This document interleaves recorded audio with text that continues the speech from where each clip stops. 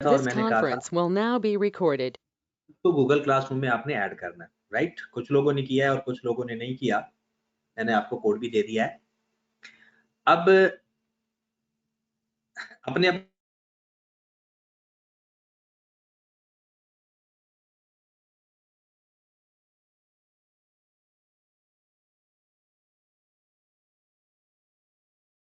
सवाल सामने रखे हैं वो भी बता देता हूँ।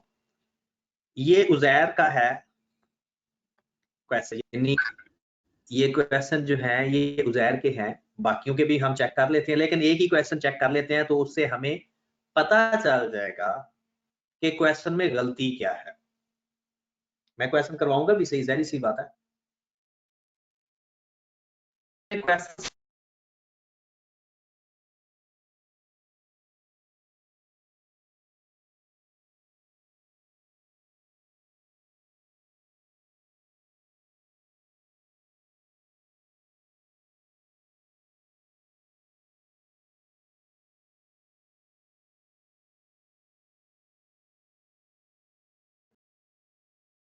कि कितने लोगों ने क्वेश्चन सबमिट करवाया है तो वो देख लेते हैं।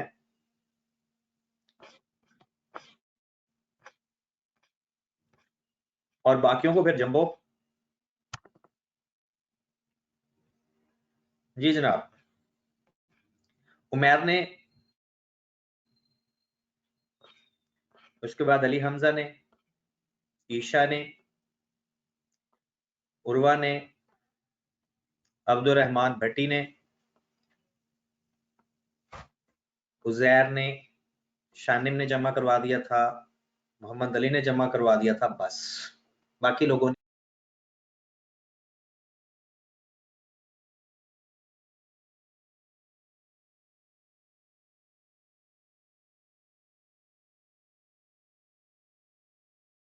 जी। तो हम किसी एक बंदे का काम ले लेते हैं और उसको चेक करते हैं, ठीक है? किसी एक बंदे का, और बाकी जिन लोगों ने अगर जमा नहीं करवाया तो फिर अच्छी बात क्या है कि उनका नाम अभी भी रजिस्टर पे लिखना शुरू कर देते हैं। और सबसे पहले किसी एक बंदे का काम, क्योंकि कामों में बहुत मसाइल हैं, सबके ठीक नहीं है। असल में ना आपने ना अलग-अलग पिक्चर सेंड की है। मेरे भाई एक भी पीडीएफ फाइल बन जाती है। जैसे ये उमैर की एक ही पीडीएफ फॉर्म है, उज़ैर की एक ही पीडीएफ फॉर्म है, अलग-अलग पिक्चर देने की ज़रूरत नहीं है, ठीक है? तो उज़ैर से ही सवाल शुरू कर देते हैं क्योंकि इसने ही बड़े घपले किए हैं, तो हो सकता है फिर आप लोग इससे सीख भी जाओ। अगर आप यानी आप अपना भी शायद हो सकता है कि कुछ लोगों का ये ग्राफ ठीक हो, हालाँकि ये ग्राफ गलत है। ये ग्राफ गलत है, ठीक है? ये ग्राफ ठीक नहीं बना हुआ। वजह क्या है, इसमें गलती क्या है? पहली बात, एक बात तो हमें पहले ही पता है कि जब भी ग्राफ बनाया जाता है, जो लाइन जिसके अंदर कांस्टेंट ना हो, वो रीजन से गुजरती है। नहीं, रीजन से गुजरा हुआ है, सॉरी माजरत। लेकिन यहाँ पर इसने ना कोऑर्डिनेट नहीं लिखा, यहाँ पे 0-0 नहीं लिखा, इसलिए मैंने समझा कि शायद इसने ग्राफ गलत बना दिया। इसने 0-0 बना दिया था। तो हम ये क्वेश्चन करते हैं, ये पहला क्वेश्चन है हमारा। पहला क्वेश्चन आप देखें अपने पास, हम इसका ग्राफ भी बनाते हैं, इसके कोऑर्डिनेट्स भी फाइंड करते हैं, सारी चीजें साथ करते हैं। तो पहला ग्राफ आप अपना अपना देख लें। कुछ लोगों का गलत है, सबका गलत नहीं। कल एक बंदे ने मुझे मैसेज किया था, उसका तो 100% ही माशाल्लाह गलत था। जी, पहला क्वेश्चन है 5x - 2y ग्रेटर देन 0। हमने किया x is equal to 0, x is equal to 0, तो y हमारे पास 0 आ गया था और पहला पॉइंट हमारा बनता है 0 0। पहला पॉइंट हमारा बनता है 0 0। दूसरा, क्योंकि ये लाइन बगैर कांस्टेंट के है, दो वेरिएबल वाली है और इसमें कांस्टेंट नहीं है, तो दूसरी वैल्यू 0 पुट कर ही नहीं सकते। अब तो हमारी प्रैक्टिस हो चुकी है। तो दूसरी वैल्यू हमने कोई और पुट करनी होती है, दूसरी वैल्यू कोई और पुट करनी होती है, ठीक है। तो हम क्या करेंगे, y की जगह अपनी मर्जी की कोई वैल्यू पुट कर देंगे, y की जगह अपनी मर्जी की कोई वैल्यू 1 पुट कर सकते हो, 2 पुट कर सकते हो, 3 पुट कर सकते हो।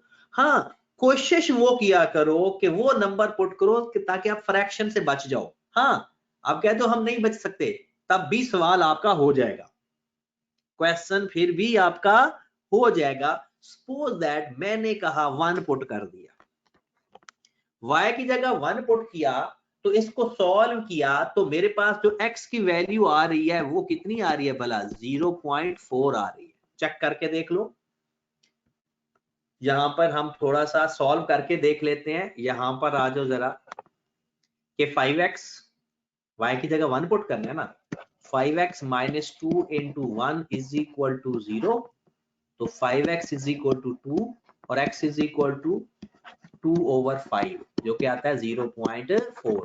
तो कोई बात नहीं, पॉइंट में अगर आप चले जाओ तो कोई बड़ा मसला नहीं है, लेकिन कोशिश किया करो ना जाए। पहली लाइन के हमारे पास कोऑर्डिनेट आ गया, दूसरी लाइन है x plus 3y, line change नहीं होगी चाहे आप जो मर्जी पॉइंट पुट करें। ये तो मैंने इसलिए पुट किया है ना कि ताकि जो लोग ये सोचते हैं कि शायद पॉइंट की वजह से कोई मसला हो जाता है, कोई मसला नहीं होता, ऐसी कोई ऐसा इशू नहीं है। तो दूसरा है जनाब x plus 3y less than 6, x plus 3y less than 6, x is equal to 0 put किया तो y हमारे पास 2 आ गया, और y 0 पुट किया तो x हमारे पास 6 आ गया। हमारे पास पॉइंट कोऑर्डिनेट्स बन गए,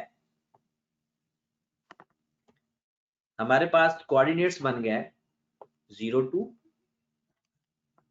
और 6 0।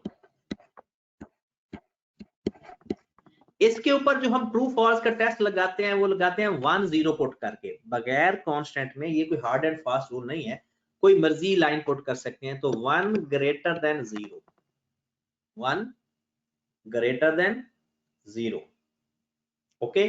तो 1 ग्रेटर देन 0 अगर आता है तो ये हमारे पास ट्रू स्टेटमेंट है, 1 ग्रेटर देन 0 हमारे पास ट्रू स्टेटमेंट है। और यहां पर अगर हम लिखें 0 0 लगाएंगे, 0 लेस देन 6, ये भी ट्रू स्टेटमेंट है। 1 ग्रेटर देन 0 होता है, ट्रू स्टेटमेंट है, 0 लेस देन 6 होता है, ट्रू स्टेटमेंट है। अब आ जाओ ग्राफ की तरफ। एक बात मैंने आपको पहले ही बताई है, क्योंकि जब ग्राफ में जो पॉइंट हम लिख देते हैं ना वो पॉइंट बन जाता है, इसलिए ज्यादा परेशानी की जरूरत नहीं है कि स्केल एग्जैक्ट बराबर हो। हाँ जी, पहला पॉइंट था मेरा 0 0, लो जनाब ये है 0 0। दूसरा पॉइंट है x की जगह 0.4 है और y 1 है। सपोज दैट मैं कहता हूं कि यहां पर x 1 है और यहां पर y जो है वो 0.4 है यहां पर, तो यहां पर एक पॉइंट बन रहा होगा, ये लाइन ऐसे शेड होगी, पहली लाइन। दूसरी लाइन x फिर हमारा 2 है, सॉरी y 2 है, सपोज यहां पर है, और x की जगह 6 है, सपोज दैट वो यहां पर है, तो ये दो लाइनें बन जाएंगी, राइट। अब दोनों ही ट्रू है, नीचे की तरफ शेड हो रही हैं, तो जो कॉमन शेडेड रीजन आएगा वो हमारा ये होगा, ये है हमारा कॉमन शेडेड रीजन, ये हमारा कॉमन शेडेड रीजन है। जी बात क्लियर हुई?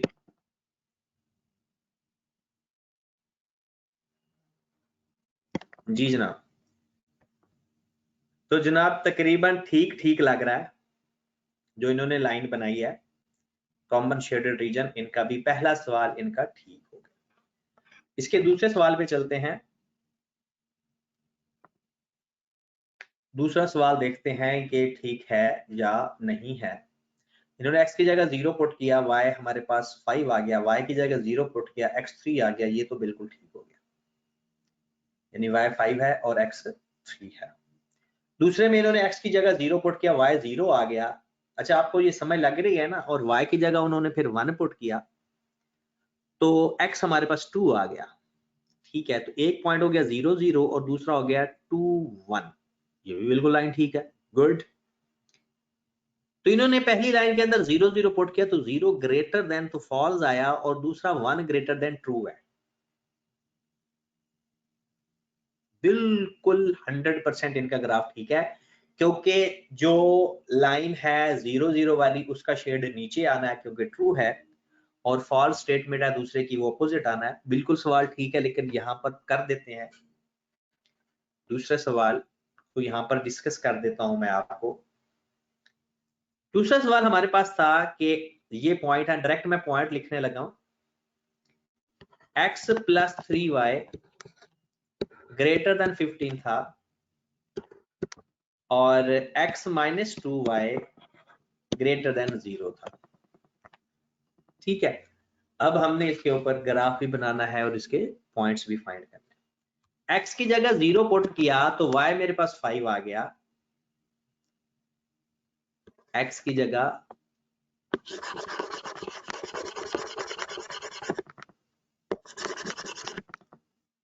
x की जगह 0 पुट किया तो y मेरे पास 5 आ गया, और y की जगह 0 पुट किया तो x मेरे पास 3 आ गया। ये लाइन हमारी 5x प्लस 3y है। दूसरा क्वेश्चन है ना 5x minus 3y, x plus 3y नहीं है बल्कि 5x प्लस 3y है। जी मेरे भाई, तो x हमारे पास 3 आ गया, दोनों पॉइंट्स आ गया 0 5 और 3 0, और 0 ग्रेटर देन 15, 0 ग्रेटर देन 15, तो ये फॉल्स स्टेटमेंट हो गया। इसमें x की जगह 0 पुट किया, y 0 आ गया। लो जनाब, एक तो ये लाइन बन गई। फिर हमारे पास y 0 नहीं पुट कर सकते क्योंकि बगैर विदाउट कांस्टेंट लाइन है। y की जगह कोई नंबर पुट करेंगे तो x हमारे पास 2 आ गया, 2 1, और इसके अंदर हम 1 0 पुट करेंगे, x की जगह 1 और y की जगह 0 पुट करेंगे, तो ये आ जाएगा 1 ग्रेटर देन 0, जो कि ट्रू स्टेटमेंट है। डन होगी बात। अब हम इसका ग्राफ बनाते हैं। ठीक है, तो ग्राफ बना लो जरा।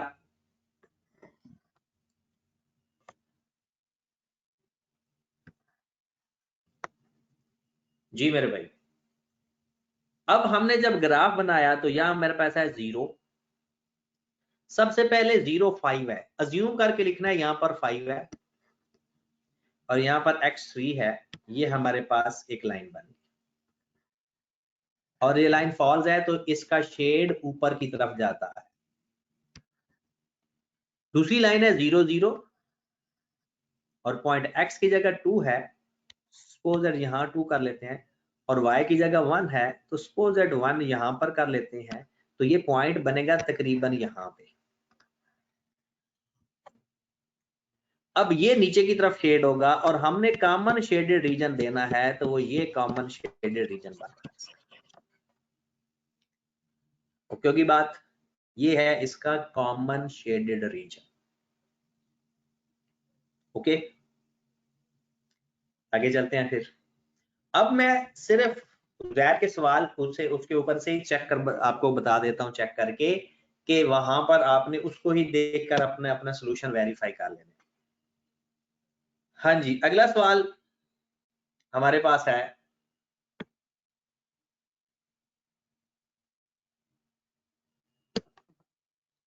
जी जनाब, क्वेश्चन नंबर 3 चेक कर लें अपना।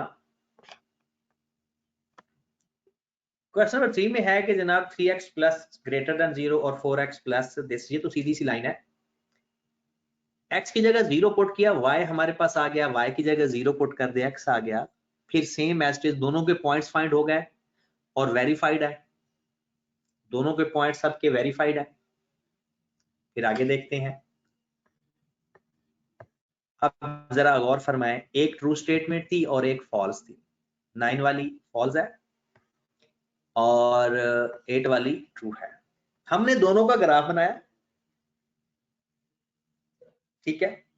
तो ये हमारा कॉमन शेडेड रीजन बन रहा है, बिल्कुल 100% ठीक है। अगर आपका इशू है तो बताएं, उसको रिजॉल्व कर लेते हैं। अगर आपका क्वेश्चन के अंदर कोई इशू है तो बता दें, वो हम रिजॉल्व कर लेते हैं। सबका ओके है? अगला सवाल, क्वेश्चन नंबर 4। बिल्कुल वही क्वेश्चन है, उसी तरह का क्वेश्चन है कि एक पहले वाली फॉल्स ट्रू स्टेटमेंट है, दूसरे वाली फॉल्स स्टेटमेंट है। एक ऊपर की तरफ शेड होगा, एक नीचे की तरफ शेड होगा। आप अपना आंसर चेक कर लें। किसी का अगर आंसर मैच ना कर रहा हो, किसी का अगर आंसर मैच ना कर रहा हो तो वो लाजमी पूछेगा। किसी का आंसर अगर मैच ना कर रहा हो तो वो लाजमी पूछेगा, राइट। और आप लोग एक याद बात रखें, आप लोगों की अटेंडेंस भी लगती होती है, इसलिए अपने आप को ये जो आप अक्सर लोग कहते हैं ना, अभी मेरी क्लास खत्म होगी और कह के जी रिकॉर्डिंग सेंड कर दी, वो चीको रिकॉर्डिंग उसके लिए होती है जो मजबूर इंसान हो। मजबूर इंसान के लिए रिकॉर्डिंग होती है, अच्छे भले के लिए नहीं होती कि आप सोए रहें या ऐसे ही फजूल कामों में इन्वॉल्व रहें और आप कहें कि जनाब रिकॉर्डिंग सेंड कर दें। गलत बात है जी जनाब। लास्ट क्वेश्चन है, x की जगह 0, y 0 आ गया, x की जगह 1, y भी 1 आ गया। तो हमारे पास ये एक लाइन बिल्कुल प्यारी बनी हुई है छोटी थोड़ी सी लेकिन प्यारी लाइन है। दूसरा है x plus Y greater than 1, x की जगह 0 पुट किया, y 1 आ गया, y की जगह बिल्कुल ठीक है। तो 0 1 लेस देन 0 फॉल्स स्टेटमेंट, ऊपर की तरफ शेड होगा और दोनों ऊपर की तरफ शेड होंगे, बिल्कुल सही शेड है, जबरदस्त। अब सारे बारी बारी अगर बाकी भी चाहते हैं कि उनका सॉल्यूशन मैं दिखा दूं, या आपके सामने तो है ना, अपना सॉल्यूशन ठीक करें। कोई बात पूछनी है तो पूछें वरना आगे चलते हैं।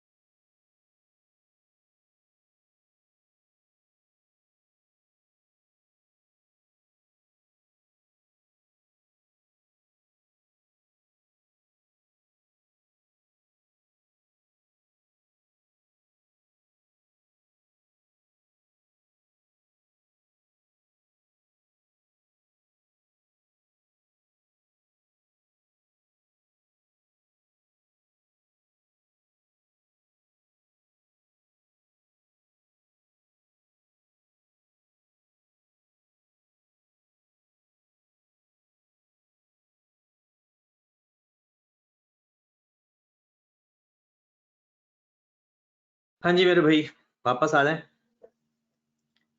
अच्छा, किसी क्वेश्चन में ये मसला नहीं है। उस्मान का है क्वेश्चन नंबर 2। उस्मान भाई क्वेश्चन नंबर 2 तो मैंने भी आपको सॉल्व करवाया है। क्वेश्चन नंबर 2 तो मैंने खुद भी सॉल्व करवाया है। ये क्वेश्चन नंबर 3 है, ये क्वेश्चन नंबर 2 है। बताएं इसमें क्या मसला है। पहले देखें, पॉइंट्स फाइंड किए, ट्रू फॉल्स बताया। एक बगैर कांस्टेंट की लाइन थी, एक कांस्टेंट वाली लाइन थी, ठीक है। अब आज हमने जो बातें डिस्कस करनी है वो आपने पढ़ ली। अब कोई ऐसी बात है नहीं जो हमने ना पढ़ी, ठीक है। लेकिन देखेंगे ये कि उसको यूटिलाइज कैसे करना है, उसको यूटिलाइज कैसे करना है। हम 2 सवाल करेंगे आज सिर्फ, और 2 सवालों में 3 कॉन्सेप्ट सिखाने हैं आपको। 2 सवालों में 3 कॉन्सेप्ट सीखने हैं, और कल इंशाल्लाह, कल और परसों, बल्कि क्योंकि ये पूरा वीक हमने लीनियर फॉर्म के लिए मुख्तस किया है, और जुमे वाली क्लास हफ्ते को हुआ करेगी।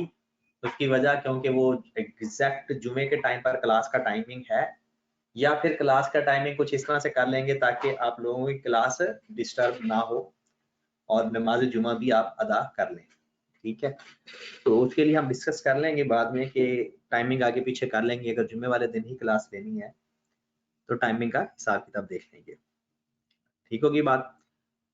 हाँ जी, अब आपको पता तो चल गया है, सबको तो नहीं पता चला कि आपने अपना होमवर्क कैसे सबमिट करवाना है। और हमारे अकाउंटेंट के नाम मुझे भूल गए हैं, जो अकाउंटेंट थे हमारे, वो अब जंबो में नाम लिखना शुरू कर दें। जिस बंदे का गूगल क्लासरूम पे होमवर्क अपलोड नहीं होगा, डेट के साथ अपलोड किया करें ताकि आइडिया हो जाए कि किस डेट का हम चेक कर रहे हैं, और एक ही फाइल बनाया करें, एक से ज्यादा फाइल ना बनाया करें। चलें जी, बिस्मिल्लाह करते हैं आने वाले कॉन्सेप्ट के ऊपर।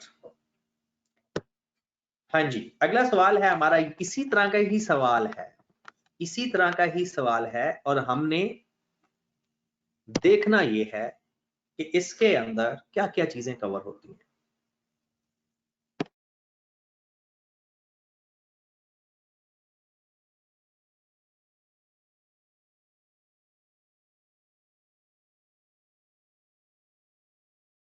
जी जनाब, तो देखें जरा क्वेश्चन देखें। 2x plus 5y,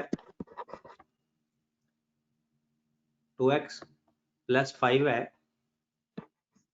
less than 10, और 5x plus y less than 15।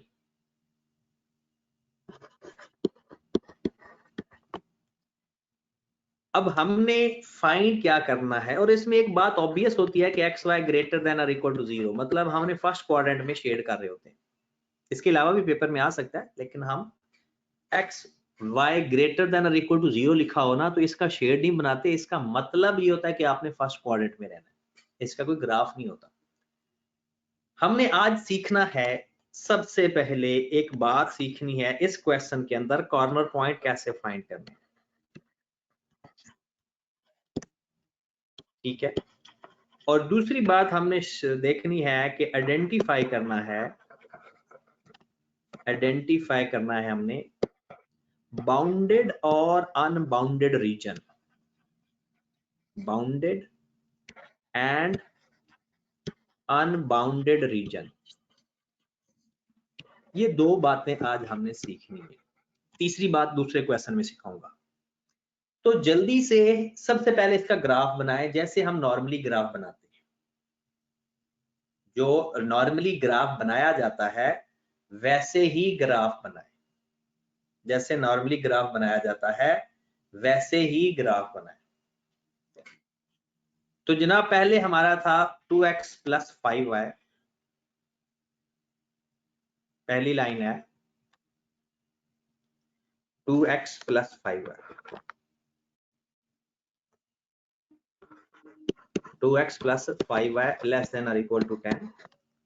x की जगह 0 पुट किया, y हमारे पास 2 आ गया, और y की जगह 0 पुट किया, x हमारे पास 5 आ गया। x की जगह 0 पुट किया, y हमारा 2 आ गया, और y की जगह 0 पुट किया तो x, तो हमारी लाइन बन गई 0 2 और 5। कांस्टेंट वाली लाइन है तो हम लिख देते हैं इधर ही 0 लेस देन 10 है ट्रू स्टेटमेंट। डन। उसके बाद अगली लाइन है हमारे पास 5x plus Y less than 15।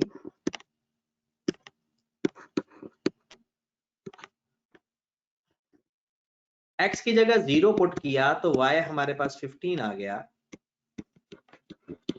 और y की जगह 0 पुट किया तो x हमारे पास 3 आ गया,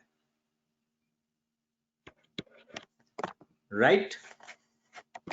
x 0 y 15 y 0 x 3 तो y 0 और 0 लेस देन 15 ये भी ट्रू स्टेटमेंट। डन। अब हम इसका ग्राफ बनाते हैं। आपको पता है वही चीजें अभी तक चल रही हैं।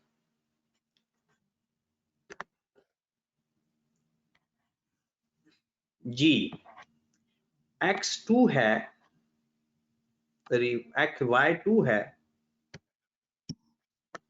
और x0 है और x5 है, तो ये एक लाइन बन गई।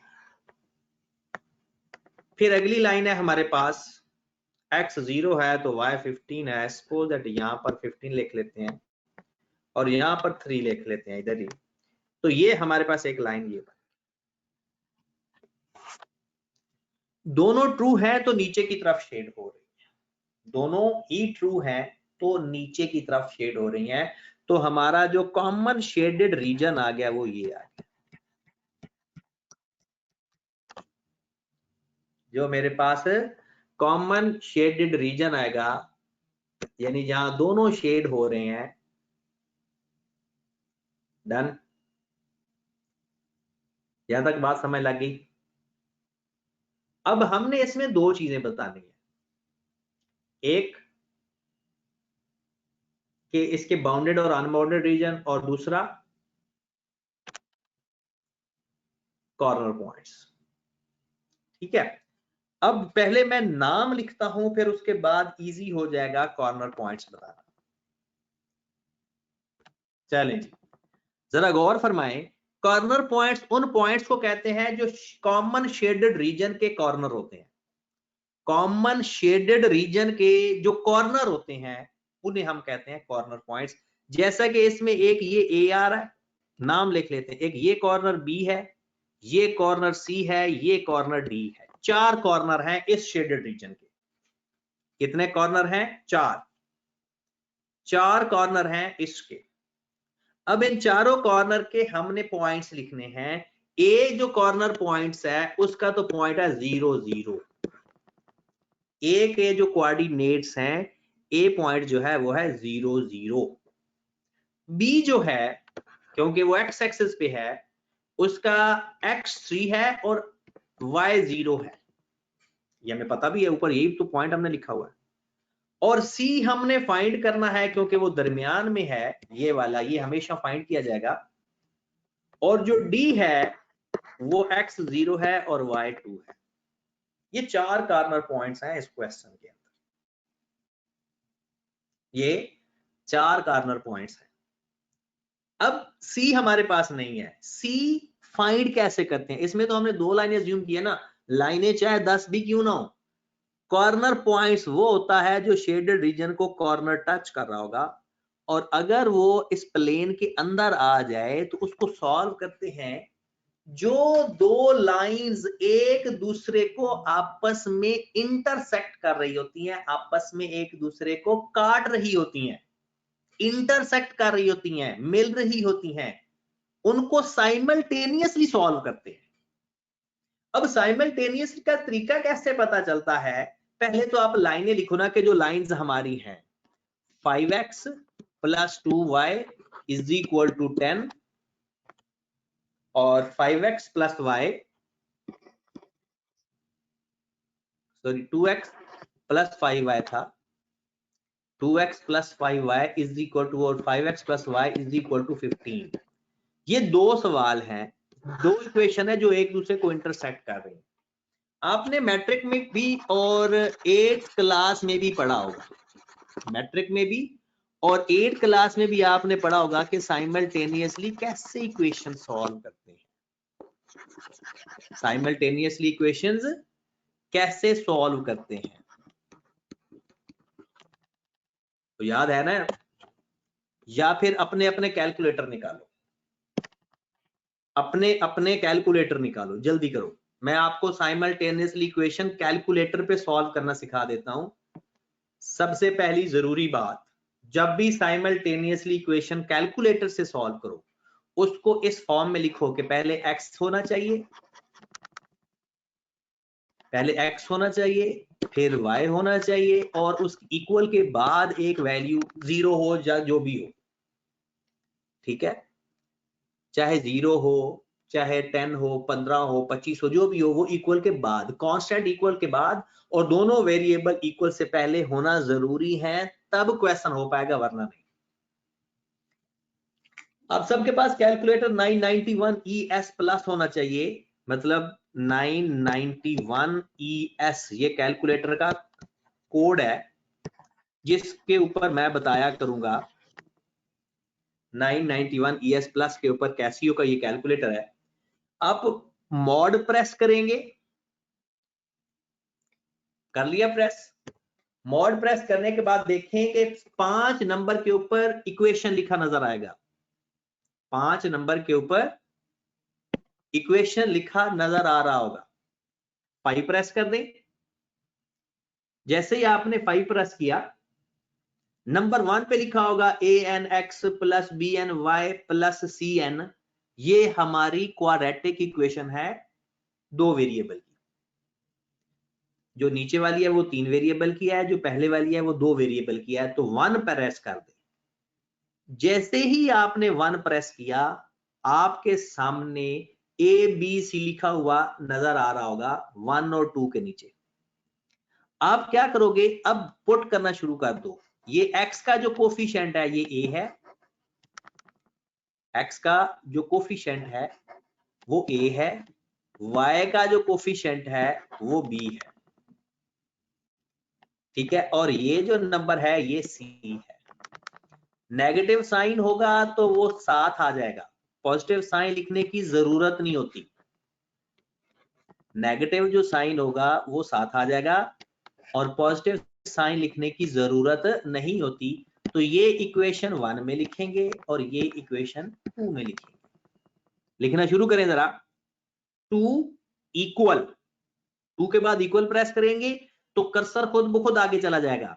फिर 5 इक्वल, फिर 10 इक्वल, फिर 5, अगली इक्वेशन पे आ जाओ, इक्वल, फिर 1 इक्वल, फिर 15 इक्वल। जब 15 के बाद इक्वल प्रेस हो गया तो अगेन इक्वल प्रेस करें, तो आपके पास जो x की वैल्यू आ रही होगी वो 65/23 आ रही होगी, या जिसको लिखा जा सकता है 2.8, या जिसको लिखा जा सकता है 2.8, राइट। और अगेन इक्वल प्रेस करेंगे तो y की वैल्यू भी आ जाएगी, जो कि आ रही है 20/23, या इसको अगर लिखें तो 0.9। तो ये दो C का पॉइंट हमारे पास आ गया 2.8 और 0.9, 2.8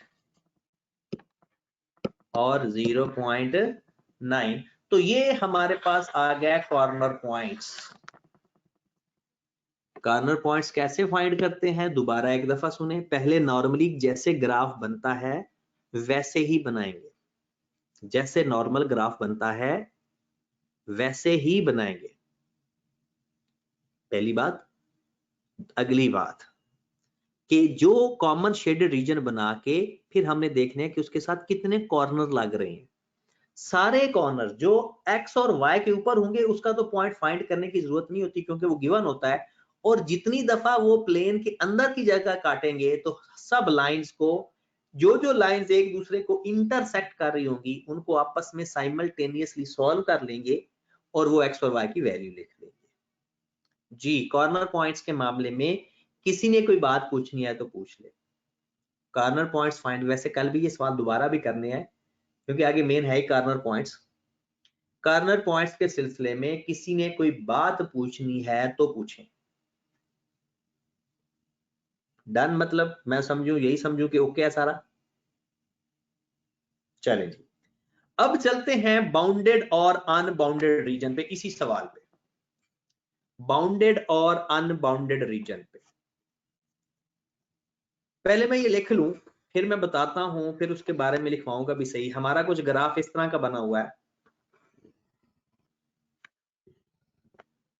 इस तरह से है हमारा ग्राफ,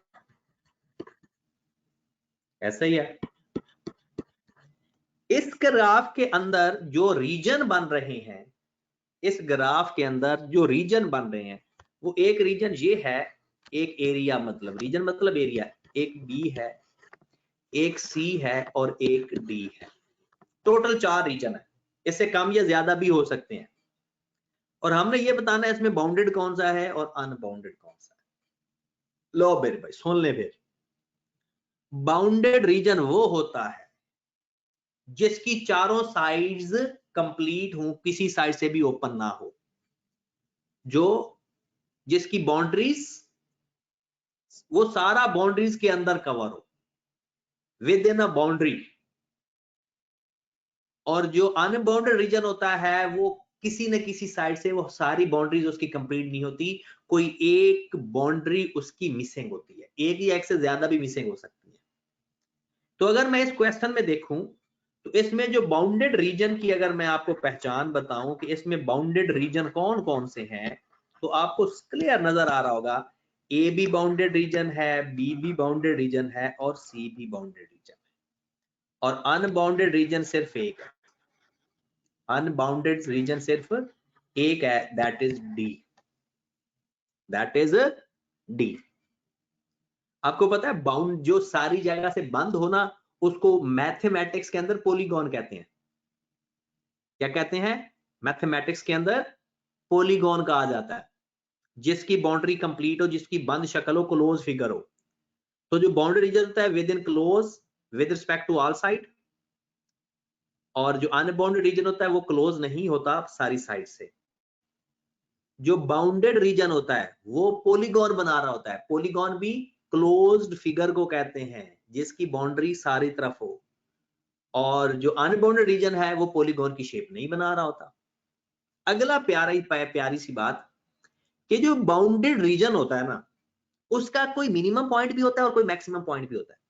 जाहिर सी बात है, जो सबसे लोअर पॉइंट होगा वो मिनिमम होगा और जो सबसे अपर पॉइंट होगा वो मैक्सिमम होगा। लेकिन जो अनबाउंडेड रीजन है उसका मिनिमम पॉइंट तो होता है लेकिन मैक्सिमम पॉइंट नहीं होता।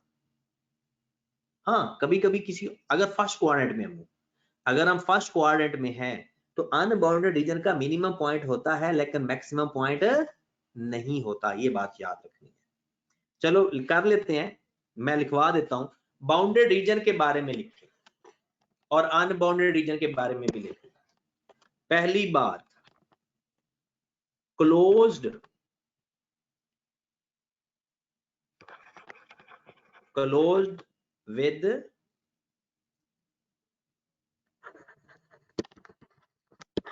all sides boundary, closed with all sides boundary, यानी क्लोज होता है हर तरह से। और जो अनबाउंडेड रीजन होता है not closed with in a boundary, यानी उसकी बाउंड्री एक साइड से, किसी ना किसी साइड से बाउंड्री कंप्लीट नहीं होती। ओके होगी बात। अगली बात, दूसरा यह था कि यानी फॉर्म आप पॉलीगॉन, पॉलीगॉन भी उसे ही कहते हैं क्लोज्ड फिगर को, पता होगा मैथ वाले स्टूडेंट हो आप। नॉट formed, not formed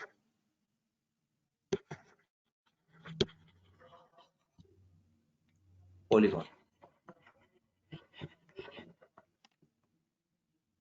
तीसरी बात,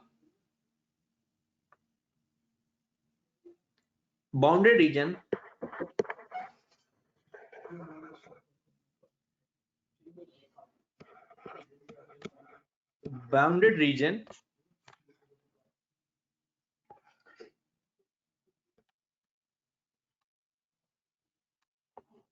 have bounded region has minimum bounded region has minimum as well as maximum points. इसका मिनिमम पॉइंट भी होता है और मैक्सिमम पॉइंट भी होता है। इसका मिनिमम पॉइंट भी होता है और मैक्सिमम पॉइंट भी होता है। But bounded unbounded reason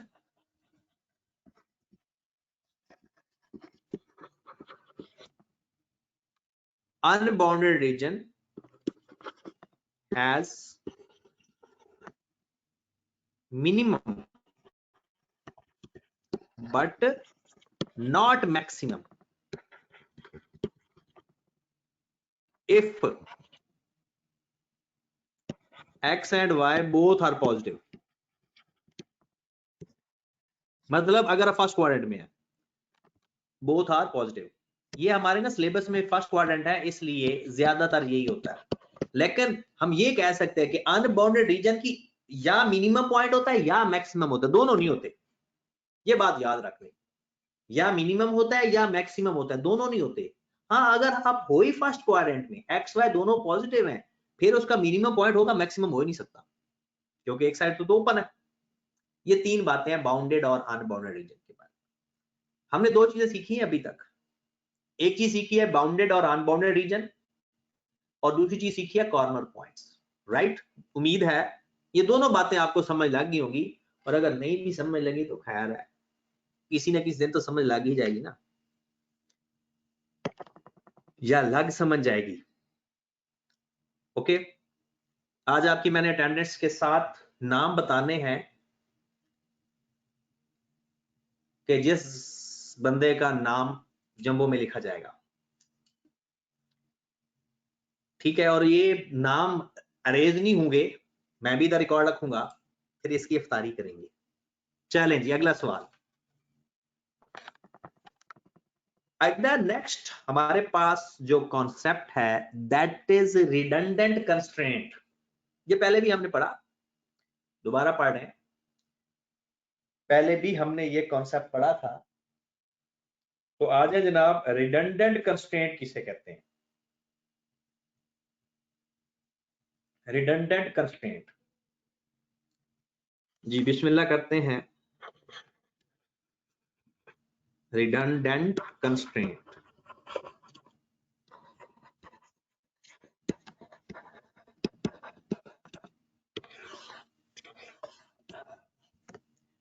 redundant constraint.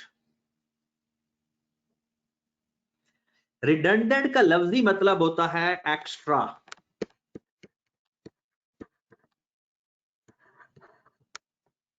और अगर इसको उर्दू में लिखा जाए तो फजूल, फालतू, मतलब जिसकी जरूरत नहीं है। डन, जिसकी जरूरत नहीं है। तो अगर इसकी डेफिनेशन मैथमेटिकल बताई जाए तो ऐसा कंस्ट्रेंट फंक्शन जिसके होने या ना होने से शेडेड रीजन पे कोई फर्क ना पड़ता हो। ऐसा फंक्शन जिसके होने या ना होने से शेडेड रीजन के ऊपर कोई फर्क ना पड़े, उसे रिडंडेंट कंस्ट्रेंट कहते हैं। जिसके होने या ना होने से there is no impact on the common shaded region, या जिसको फिजिबल रीजन कहते हैं, हम उसे कहते हैं रिडंडेंट कंस्ट्रेंट। ठीक हो गया। अब पेपर में सवाल आता है कि आप उसमें से पहचाने के रिडंडेंट कंस्ट्रेंट क्या होता है, पहचानने के लिए सवाल आता है। ओके होगी बात। तो चलें जनाब, रिडंडेंट कंस्ट्रेंट पहचान लेते हैं, रिडंडेंट कंस्ट्रेंट की पहचान कर लेते हैं। जी बिस्मिल्लाह करें जरा। क्वेश्चन लिखें जरा, x बल्कि लिखें 2x plus 3y less than 6 और 3x plus 2y less than 6 ही कर लेते हैं, कुछ छोटा सा सवाल ही कर लेते हैं। ओके होगी बात। और एक और फंक्शन लिखते हैं,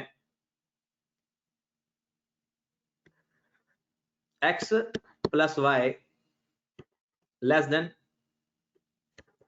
4। इसका ग्राफ बनाते हैं, इसका ग्राफ बनाते हैं। जल्दी से बनाओ जरा, मैं भी बनाता हूं, आप भी अपना अपना बनाते हैं। जल्दी से ग्राफ बनाकर शेड करो, कॉमन शेडेड रीजन ग्राफ बनाकर जल्दी से शेड करो।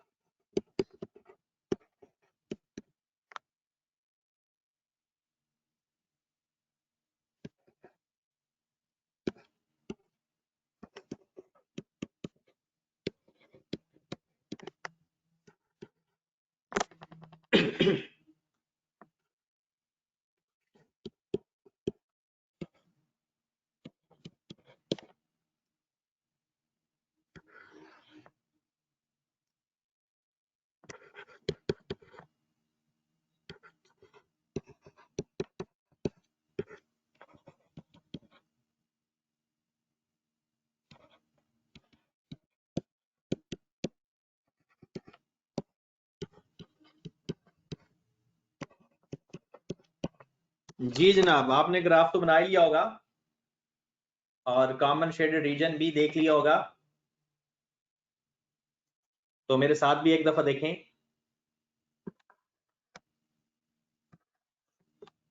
सबसे पहले हमारे पास x कितना है, सर x 0 है और y कितना है। x 0 है तो y हमारा पहली इक्वेशन में 2 है। हमारा x 0 है और y हमारे पास 2 है, तो हम सपोज दैट यहां पर मैं लिख देता हूं कि y 2 है, सपोज ही करना है ना, और x 3 है, तो पहली लाइन हमारी ये बन गई। दूसरी लाइन में हमारा x 2 है और y 3 है, वो ये लाइन बन गई। तीसरी लाइन x भी 4 है और y भी 4 है, वो ये लाइन बन गई।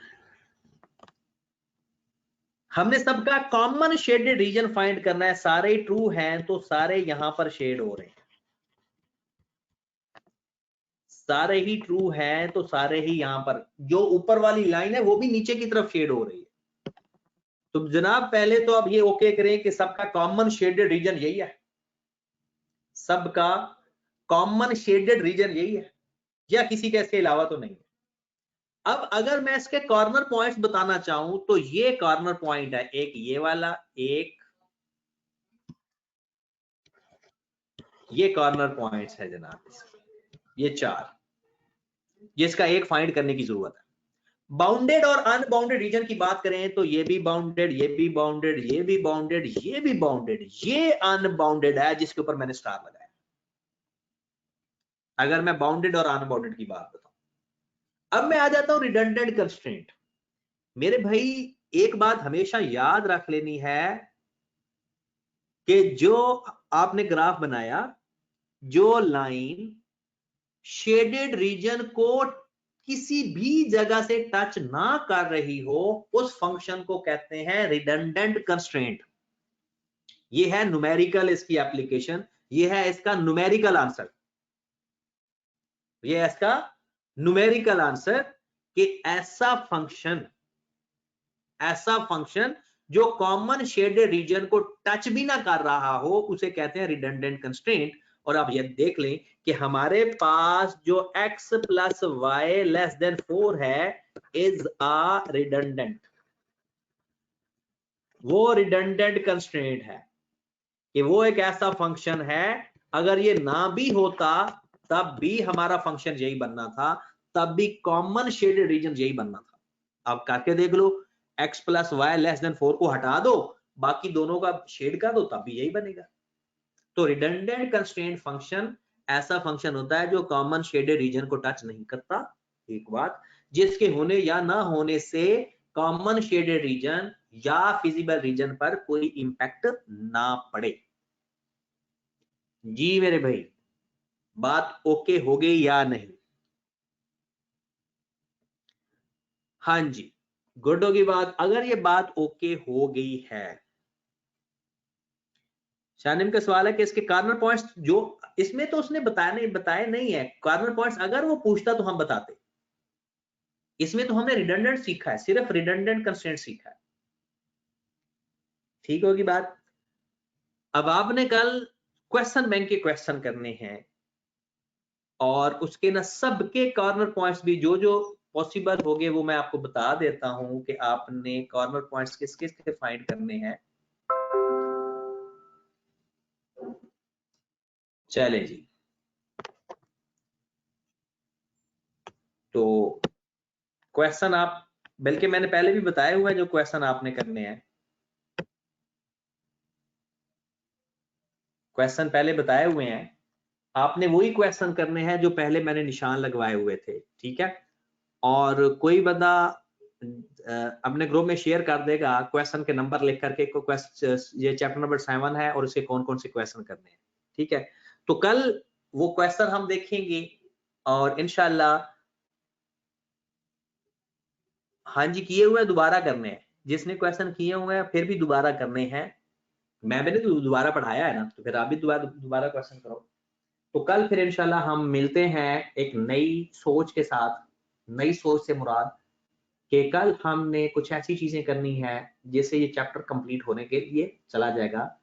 तो 2 लेक्चर्स मजीद होंगे इंशाल्लाह इसके, और ये चैप्टर हमारा कंप्लीट हो जाएगा। ठीक है, और अब भी अगर आपको कोई मसला है तो और आप नहीं पूछ रहे तो फिर आपकी कसूर है। ठीक है, ओके, अल्लाह हाफिज।